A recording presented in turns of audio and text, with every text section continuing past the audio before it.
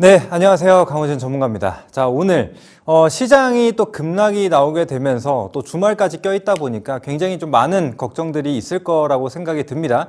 자, 그런데 지금 걱정할 단계인가? 라고 생각을 해보자면 그렇지 않거든요. 그래서 시장이 상승 대비해서 하락폭이 그렇게 큰 게 아니기 때문에 지금은 충분히 기회가 있는 장이다 라고 좀 생각이 듭니다. 자, 그래서 오늘은 이제 반도체와 관련된 이야기를 좀 해보도록 할 텐데요. 반도체, 지금 시장을 주도했었던 게 반도체 섹터였죠. 그래서 이 반도체를 가지고 계신 분들 혹은 지금이라도 반도체를 사야 되나 고민하시는 분들이 좀 많으실 것 같아서 그와 관련돼서 좀 얘기를 해보자 합니다. 자, 그래서 먼저 이제 기사들을 좀 살펴보도록 할 텐데, 먼저 우리 모건 스탠리 하면은 항상 이 한국 반도체에 대해서 부정적인 그런 의견을 많이 내놓았었던 그런 증권사라고 좀 보시면 되는데, 최근에 이 한국 반도체에 대해서 의견이 좀 바뀌었어요.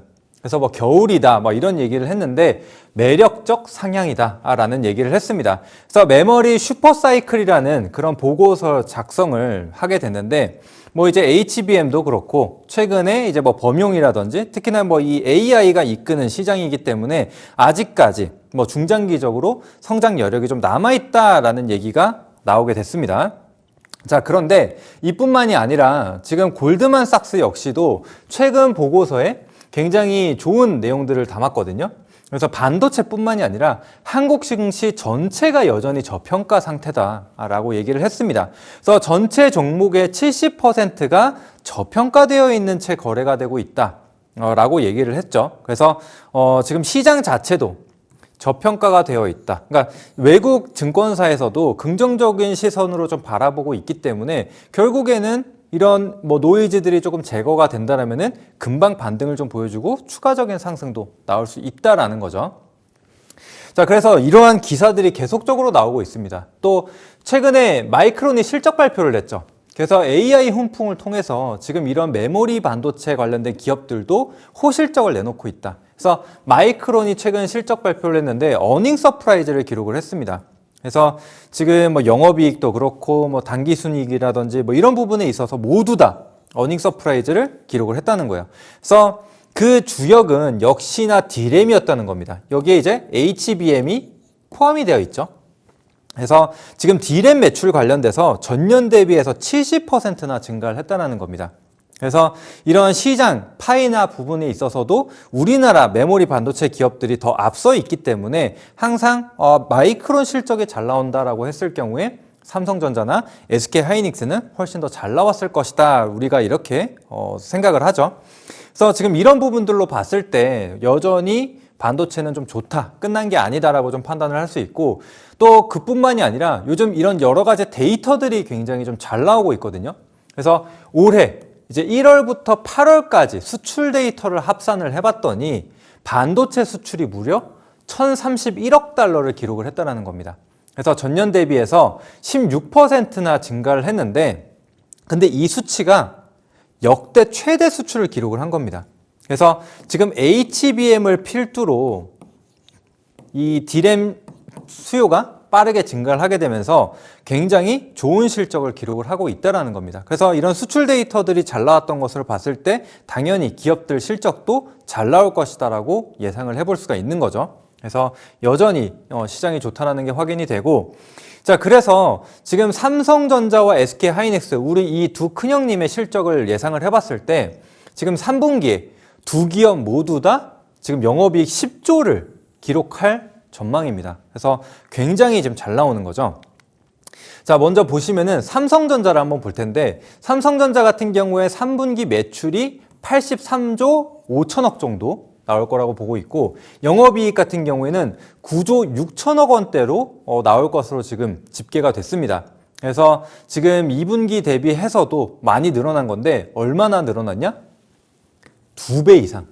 그래서 한 분기 만에 지금 영업이익이 거의 100% 늘어난 수준이라고 좀 보시면 될 것 같습니다. 그래서 지금 시장 기대치를 상회한다, 즉 어닝 서프라이즈를 기록할 거라고 좀 보고 있는 상황이기 때문에 역시나 긍정적이다라고 좀 볼 수가 있겠고요. 또 SK하이닉스 역시 지금 3분기 매출 23조 원대, 거의 24조 원에 가깝죠. 그다음에 영업이익 같은 경우에는 10조 7천억 원대를 기록할 전망입니다. 그래서 지금 SK하이닉스 같은 경우에는 분기 처음으로 영업이익 10조 원을 돌파할 것이다 라고 좀 보고 있는 상태입니다. 그래서 이렇게 실적이 잘 나오고 있는데 우리가 굳이 걱정할 필요가 있느냐. 그래서 이렇게 실적이 잘 나오는 상황에서 만약에 주가가 계속적으로 빠진다라고 한다면은 우리는 오히려 저가 매수 기회로 좀 삼아봐야 되지 않을까라는 생각을 합니다. 자, 그리고 이제 HBM과 관련돼서 뭐 여러 가지 얘기가 많습니다. 특히나 SK하이닉스와 관련돼서 자, 이렇게 마이크론도 그렇고 삼성전자도 그렇고 HBM의 시장에서 점유율을 많이 가져가게 되기 때문에 SK하이닉스에겐 악재다라는 얘기가 많죠. 그래서 SK하이닉스를 투자하시는 분들 혹은 보유자이신 분들도 상당히 걱정이 많으실 텐데 우리가 이 전체 시장을 볼 필요가 있거든요. 총 수요. 그래서 지금 총 기가바이트로 따졌을 때 190억 기가바이트예요. 올해 예상이. 근데 내년 같은 경우에는 어때요?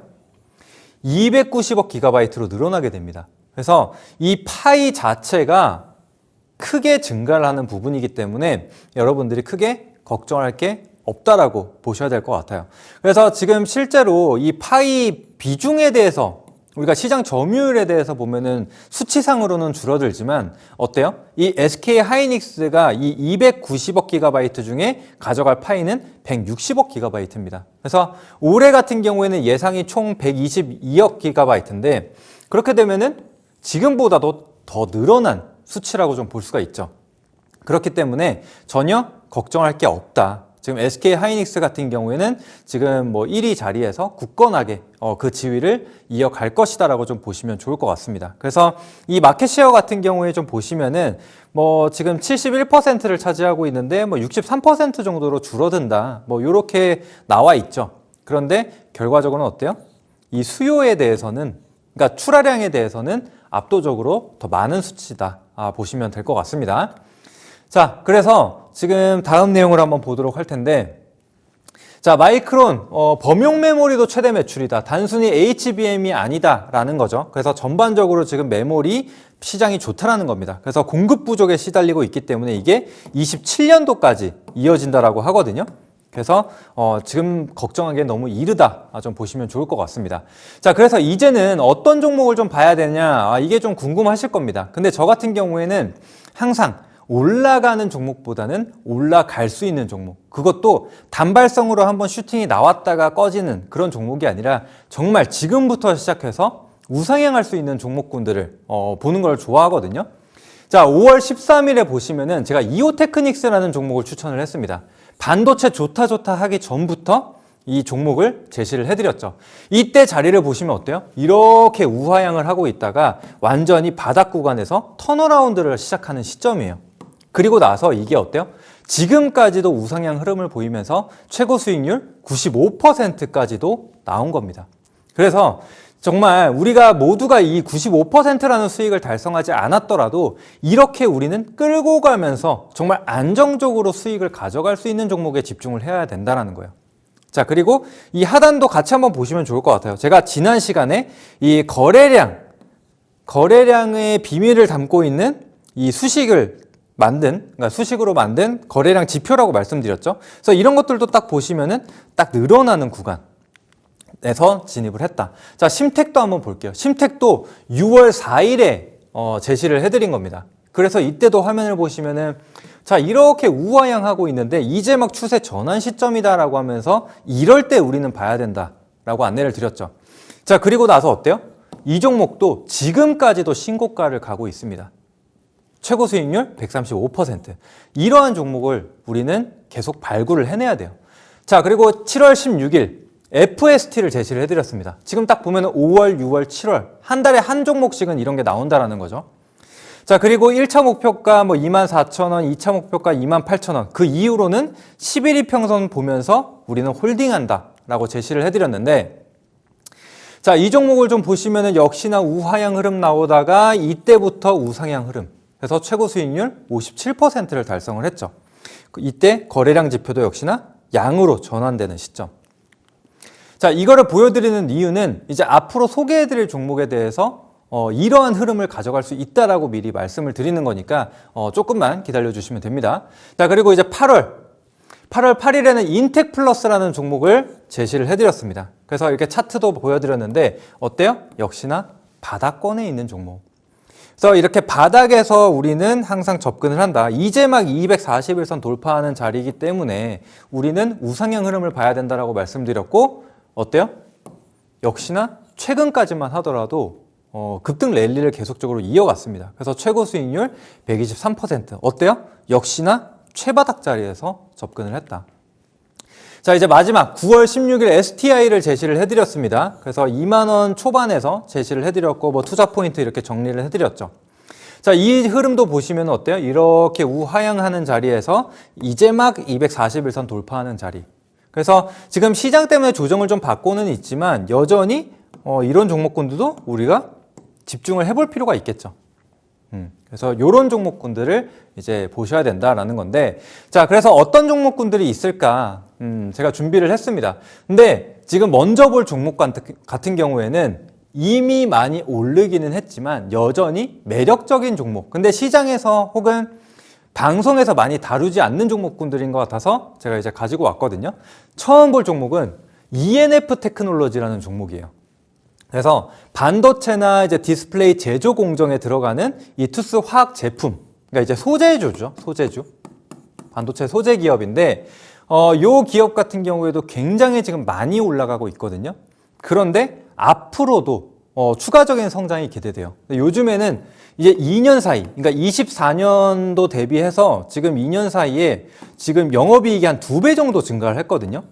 그래서 우리는 굉장히 좀 긍정적으로 보고 있습니다. 그래서 뭐 시가객이나 이런 것들에 관련돼서 이제 들어가는 소재라고 좀 보시면 좋은데, 이전에는 솔브레인이 거의 독점을 했었던 그런 소재거든요. 근데 이거를 지금 ENF 테크놀로지가 가져오고 있는 상황이에요.